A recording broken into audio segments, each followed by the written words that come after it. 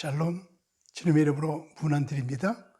오늘은 에녹 영성에 대해서 말씀을 드리려고 합니다. 구약은 신약의 예표예요. 수건을 벗고 구약을 보면 모두가 신약이에요.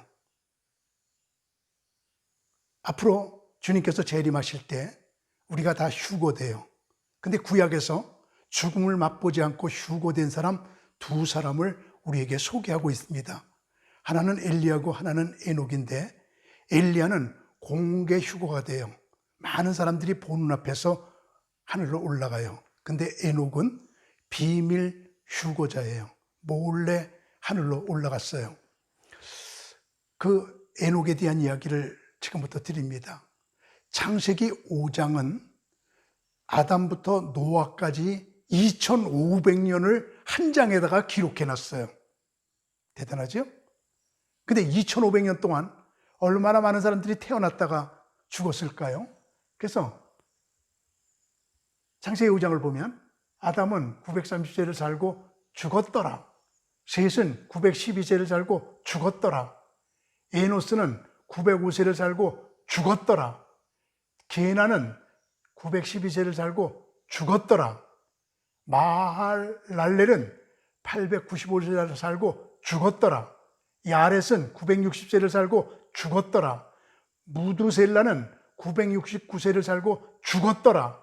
라멕은 77세를 살고 죽었더라. 이렇게 전부 죽은 사람들의 기록이 창세기 5장이에요. 그런데요, 23절을 보면 에녹 하나만 365세를 살고 살았더라. 2500년 동안 다 죽었더란데 에녹 하나만 살았더라. 에녹은 65세에 무드셀라를 낳았고, 무드셀라를 낳은 후 300년을 하나님과 동행하며 자녀들을 낳았으며, 그는 365세를 살았더라. 에녹이 하나님과 동행하더니 하나님이 그를 데려가심으로 세상에 있지 아니하였더라. 살았더라가 계속 영원히 이어지게 됩니다. 그럼 에녹이 65세부터 하나님과 동행하면서 300년 살다가 동행하다가 하늘로 올라갔는데, 65세의 동행의 역사가 일어나요. 우리는 성경이 말하지 않는 것은 짐작으로, 느낌으로 풀어야 돼요. 그러면 65세부터 동행했다고 하는 말은 65세 이전은 동행하지 않았다는 이야기죠. 그러면 65세 어떤 이벤트가 있었을까요? 내가 65살 됐으니까 이제는 철나야지, 이제부터 동행 시작, 그러지는 않았을 거예요. 도대체 에녹에게 65세에 무슨 일이 있었을까요? 유다서가 우리에게 말해주고 있습니다. 아담의 7대 손 에녹이 나오죠? 사람들에게 대하여 예언하여 이르되, 예언하는 사람이 예언가예요. 에녹이 예언했습니다. 에녹의 예언서가 책 한 권입니다. 외경입니다. 이스라엘에서는 에녹 예언서를 대단히 중요하게 생각합니다. 성경에는 예언했다는 말 딱 한마디 나오는데 그게 책 한 권이에요.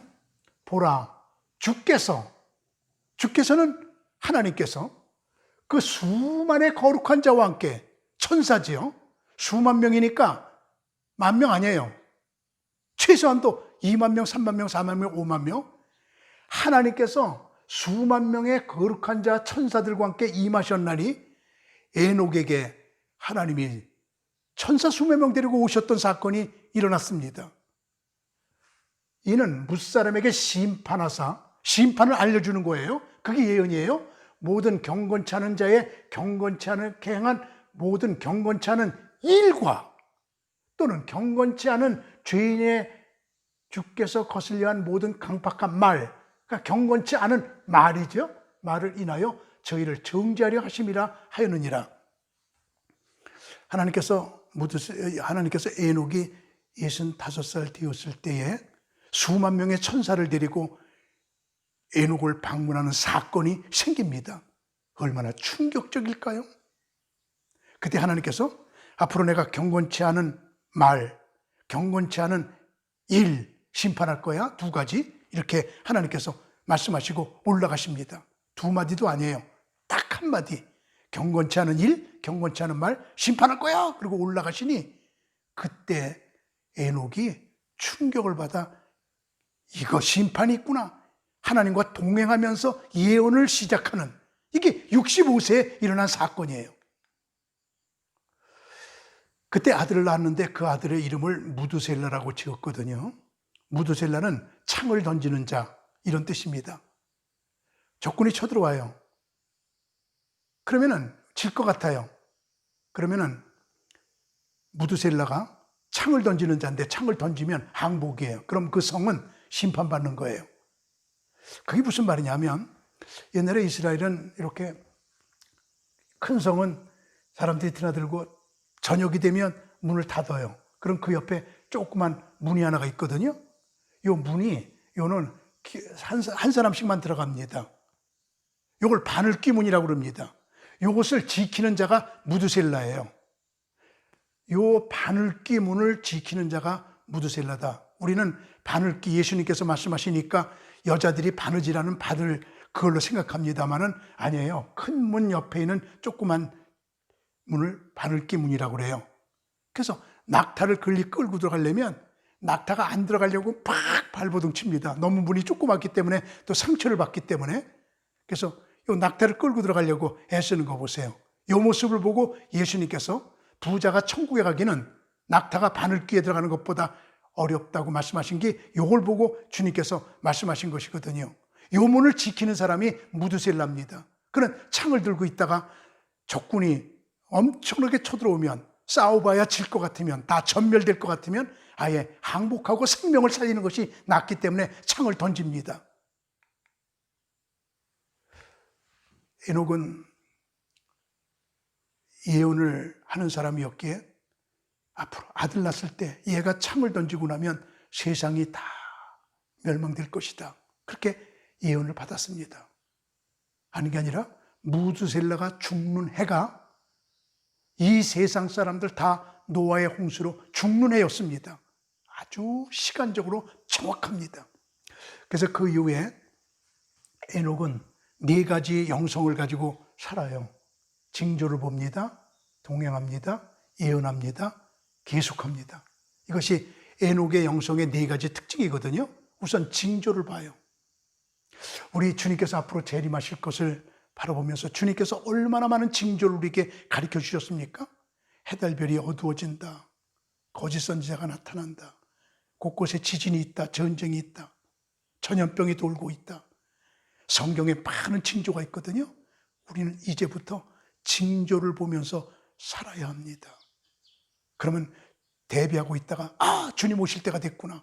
그리고 우리는 아멘 주여 어서 오시옵소서 라고 주님을 맞을 수 있거든요.